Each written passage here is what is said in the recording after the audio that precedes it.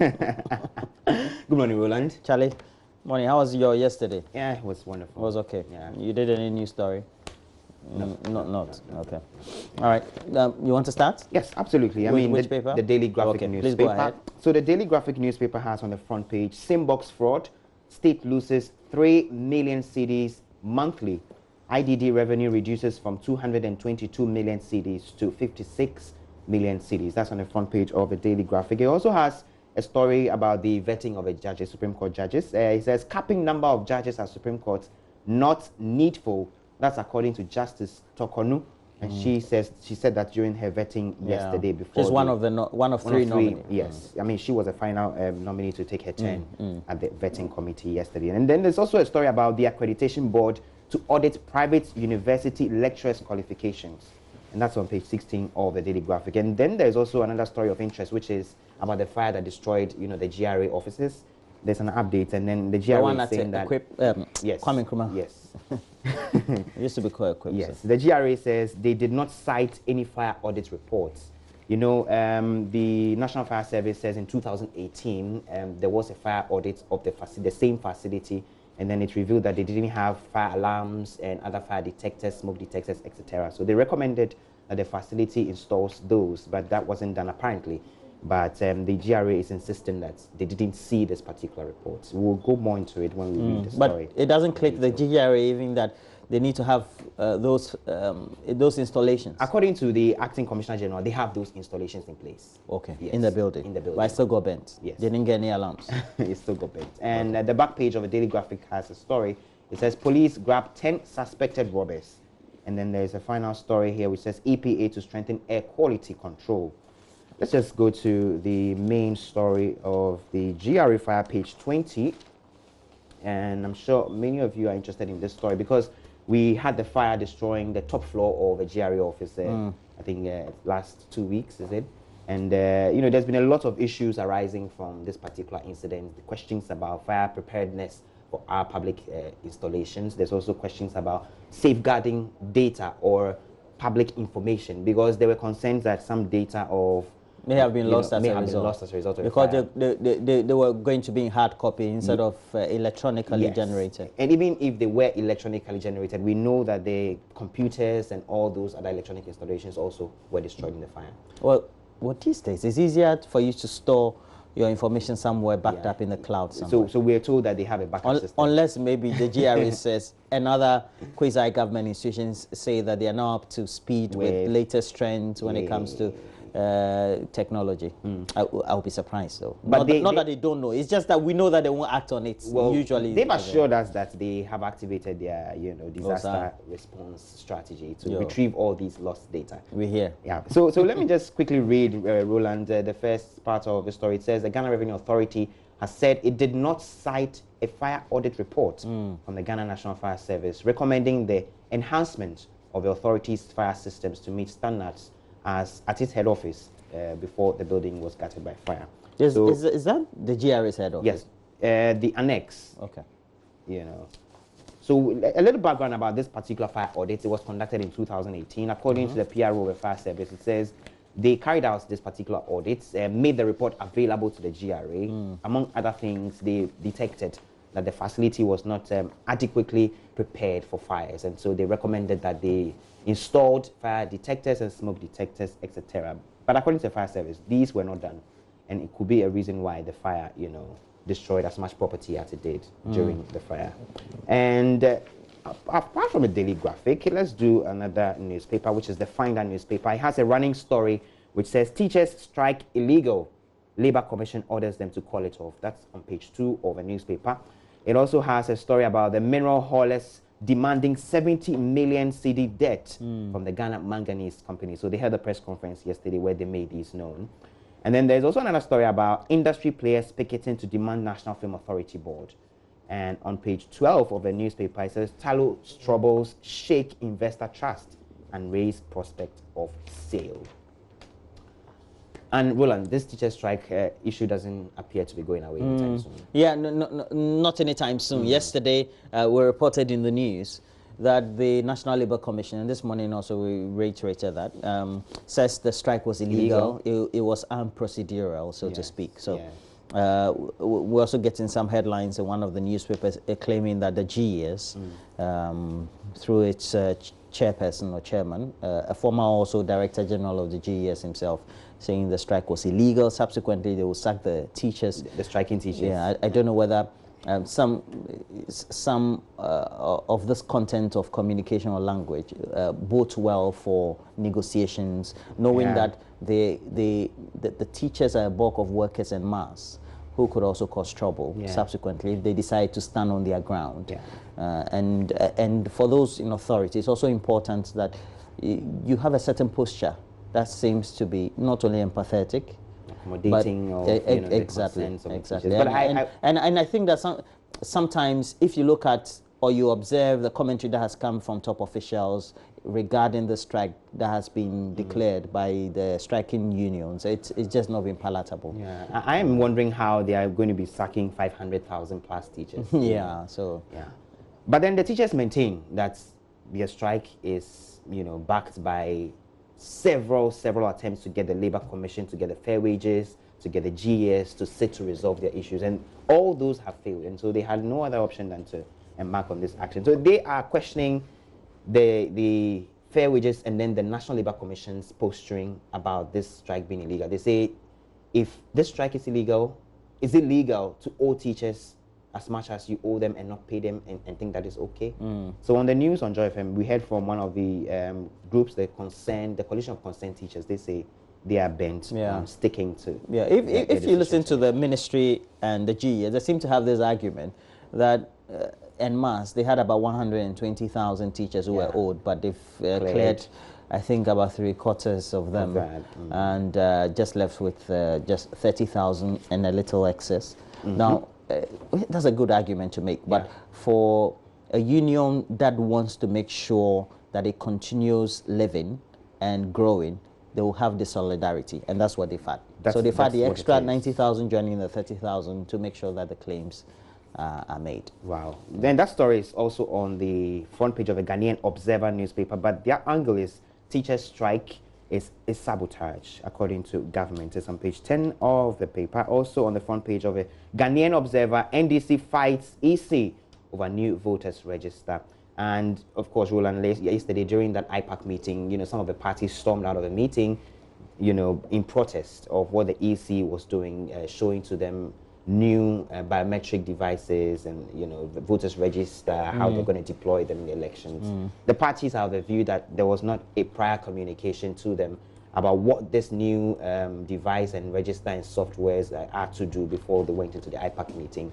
And so they stormed out of the meeting. They're demanding that the EC reverses its decision to go ahead with this. But the EC maintains that it will go ahead and deploy those particular registers. Now, there is another story on the front page of the Ghanaian Observer newspaper. It says, Deputy Minister cries over woefully inadequate 2020 works and housing budget. And also on the front page, Mahama has no message for 2020. And then Angel Group CEO grabs top European award. That's it for the Ghanaian Observer newspaper. On the back page of the Ghanaian Observer newspaper, it says, Black Stars don't play for money. That's according to defender Jonathan Mensah. And also Kotoko task Maxwell Kunedu, their new coach, to win the Premier League. And then Manchester City keen to rival Chelsea for Nathan Ake. And those are the stories on the back page of the Ghanaian Observer newspaper.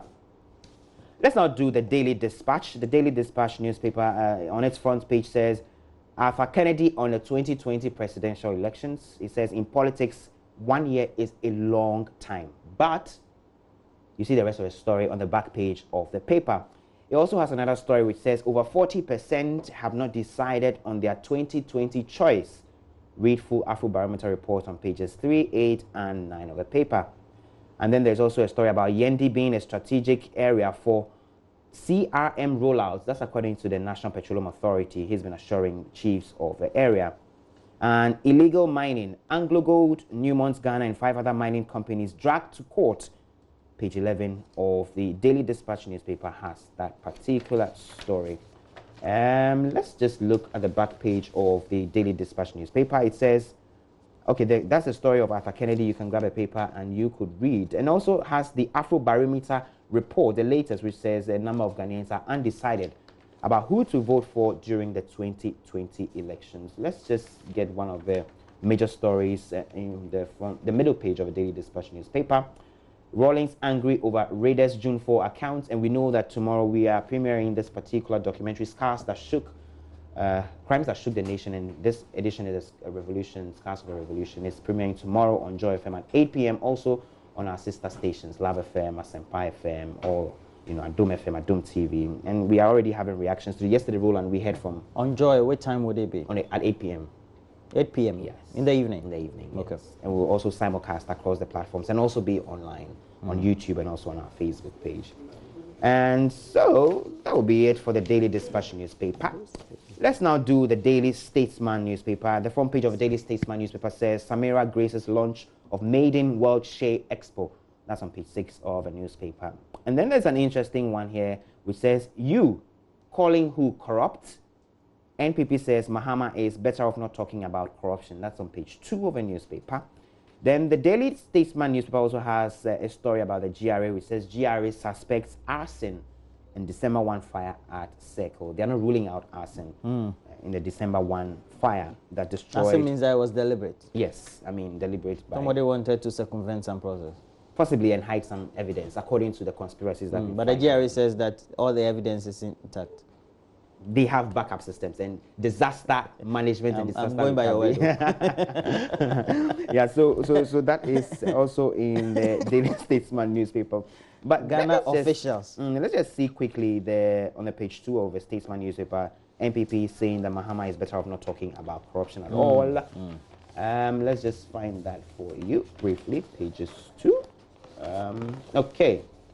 So it says, the NPP bemused by Mahama's talk about corruption. The governing New Patriotic Party has laughed off claims by the former president, John Mahama, that he will ensure vigorous fight is mounted against the canker of corruption if Ghanaians vote next year to return him to power in 2021.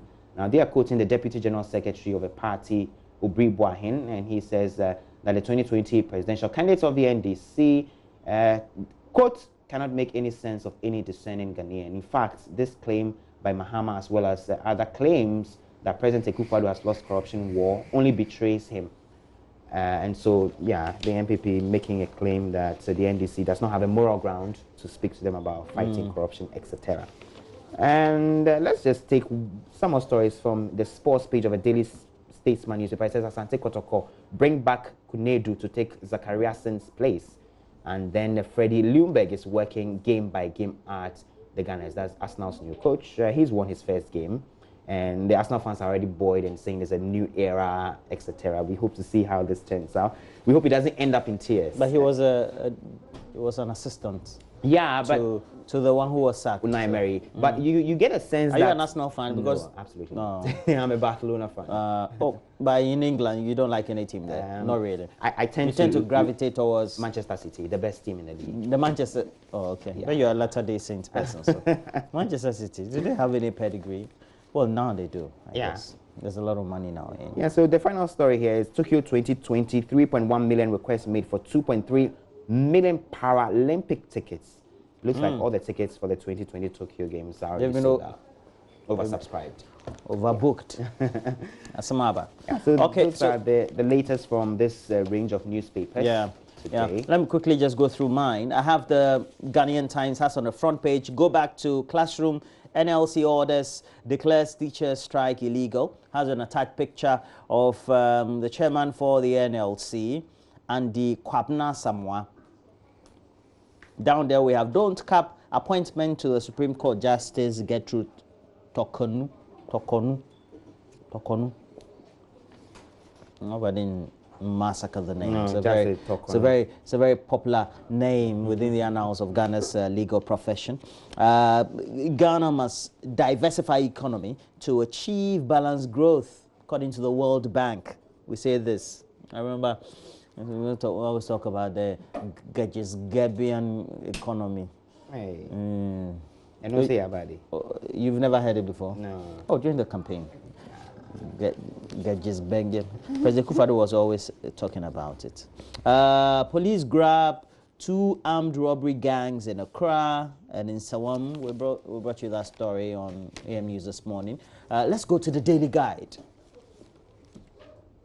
Daily Guide has on the front page, Major Mahama pathologists grilled and voters tip MPP over NDC in the Afrobarometer report. We're discussing that today, this morning, just right after the review. So make sure you stick and stay. Let's get all the latest update. Dr. Kwame Asasante, Senior Lecturer, Political Science Department of the University of Ghana, is joining us. Now we'll have some comprehensive discussion, try to dissect, the report from the CDD. 4 Kanda shooters grabbed, and this is a follow-up to an incident in which an operator of a forex bureau was gunned down. Well, he was gunned. I'm not sure he died. Yeah, he was gunned down, and subsequently, okay, gunned down would mean that he died. No, he didn't die. Okay. I remember we followed up he the didn't story. die. Yeah, He didn't die. He was taken, but to he was the shot. Rich Hospital. Yeah. I mean, I've since followed up to the Forest Bureau where he operates. I mean, he's no more there. Another person has been, brought in to run the Forest Bureau. The Forest Bureau is just opposite Alisa Hotel. Okay, but it's for him. I'm told that he's the one who runs it. It's his personal. Yes. It's his workplace. That's his business. Yeah. But since the incident, of course, safety, because of safety. Yeah, I'm told that before then there had been some skirmishes around, so he had been careful himself. Okay, also on the front page of the Daily Guide, NDC held primaries for assembly members. And I'm sure this is part of stories to dilute the opinion that the district level elections are backed by the political. I think we all do know that. The argument was whether we should visibly see them contesting and fighting each other for who becomes okay, so let's go to ex-NCA chairman opening defense. It's also on the front page. Let's go to the center spread. I hope there will be news about Cardi B. It's not. Oh, but Cardi B is it not over? Are we not over with Cardi B? Is it? Well, so we have news on Cardi B, and apparently Sarkodie is speaking on Cardi B concert Bruhaha, and in a response, I'm sure it will be a tweet or something. He said, okay, on Twitter. He said, very sorry, definitely not my fault. More info will be given, but I wouldn't intentionally not perform. See y'all at Rapaholic 2019. Okay, so he was supposed, I'm sure that with all the things that happened, Charlie, I know we'll go the stage. Okay, let's go to the back page of the Daily Guide. Has there Kylian Mbappe unhappy at PSG. When you start seeing these stories come along, it means that the agents want some big teams to buy their player. Absolutely, and Real Madrid is almost the likely target. This guy will be an asset to any team. Absolutely. For his age, I mean, he's... Yeah, how old is he now? He's only 20 now. He's been playing comprehensive, good for his club for 2 years consistently. Won the World Cup as well, right? He's such a great guy. Yeah. Okay. Now let's go to the Gold Street Business House on the front page. SMEs begin requests for some 1.5 billion Ghana cedis in new lending as BOG allows 2% drawdown of banks' primary reserves. It's also there. Front page of the Gold Street Business. There's another story there about development of secondary gas market for industry underway. Then the last paper I have is the New Publisher. Now, the New Publisher has on the front page, we will sack striking teachers. If you're watching us as a teacher, there's a warning by the GES, and they have an attached picture of the chairman of the GES, the board of the GES. This is butchers, they have puso. Talk more than even the management people. Tell you. NDC, 4 others walk out of new voters register meeting, and ADB branch manageress dies. We brought the story yesterday. It was on JoyNews and the Joy FM. Yes, okay, we didn't show it. And after hospital denied her admission, it broke my heart, man. Very sad and distressing story that in this day and age we still have this thing happening. I mean, can happen to anybody. Yeah, but it also raises questions about our emergency response system. We've spoken about this several times. Like, it's a tired angle, it's a tired discussion, but people still keep dying out of this, and you cannot help it. You go there, there's no, and I've seen at the Tema General Hospital, consistently, each time I'm there, and I'm there regularly, they have to treat patients, not one, not two, tens of patients in chairs, very uncomfortable. Sometimes it could be just the normal chairs with a lot of, maybe a padded cushion. Some to these plastic ones, the ones, the garden chairs. Yeah. And a patient would have to sit in that chair for 2-3 days. But and be given treatment. You be getting transfusions, everything, your back. So by the time you leave the hospital, you may have taken another condition away. Exactly. And that is the public health system we have.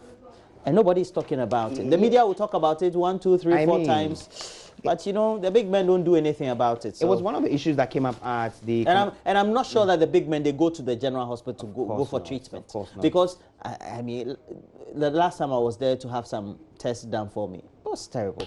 The queue, you know. It came up during the commemoration of the International Rights Day event yesterday in Accra here. The Commission on Human Rights and Administrative Justice, UNDP, and other organizations just met to commemorate this day. And then they raised the issue about access to emergency health care. It should be a right because, I mean, citizens deserve the right to health care, etc. But if what is the right? Access to health care, quality health care. People don't have textbooks. Anyway, let's go to myjoyonline.com. So myjoyonline.com, one of our top stories says Samuel Okujeto Ablakwa demands fresh probe into killing of 44 Ghanaians in the Gambia. Okay, this came up during the commemoration of International Rights Day yesterday. We also heard from another, coalition group. They are calling for the extradition of the Gambian leader Yahya Jammeh to Ghana to face prosecution. And there's also another story. It says corruption permeates institutions. It's a national canker. That's according to Justice Tokonu, one of the 3 nominees to the Supreme Court. She, again, is attributed or being credited to have said, "I wish judges wear African prints and not black suits." That's an interesting perspective, Roland. She's wishing that judges wear African prints and not black suits. You can go to myjoyonline.com and then get details of that story. Now, preview of Joy News' Scars of a Revolution documentary, which airs on December 12th. We brought you some highlights. It will happen tomorrow. You go to myjoyonline.com and read a lot more about that. Some more stories on myjoyonline.com. It says 80% of HIV patients in Ghana are Christians. That's according to the AIDS Commission. Roland, is that not an interesting one? 80% of HIV patients. Well, this story I thought didn't make sense to me because we have majority of Ghanaians being Christians. It's like when you go to Saudi Arabia, the number of people who will be HIV positive will be Muslims. Doesn't make it goes without saying. Yeah, it doesn't make statistically doesn't make sense to me. Yeah, I agree with you on that one. Okay, so you can go there and read it a lot more. Because if you claim that because there's Christianity and people are not supposed to engage in promiscuous and all that, but that is life, you know. So that's also on myjoyonline.com. We also have a few more stories. You go there, you see our top story. You can just read hot audios as well, and many others. There's also another one, EPA to license LPG stations, and Mahama deserves credit for indigenous gas situations. And also Barcelona's Ansu Fati, 17, youngest ever to score in the Champions League. Why are you reading it? Those are the pop-ups on top of myjoyonline.com. And then there's also the sad one about legendary broadcaster, legendary broadcaster Cyril Akolache, who has passed on. So those are the stories on myjoyonline.com. You can just head there, read for yourself in detail. Yeah. Komla, fast guy. What did you read that thing for? No, they were pop-ups. Pop-ups. You're even reading pop-ups. Next time, don't read pop-ups. I'm warning you from today. Don't read pop-ups. Okay, it's your show. I oblige. Oh, no. It's not my show.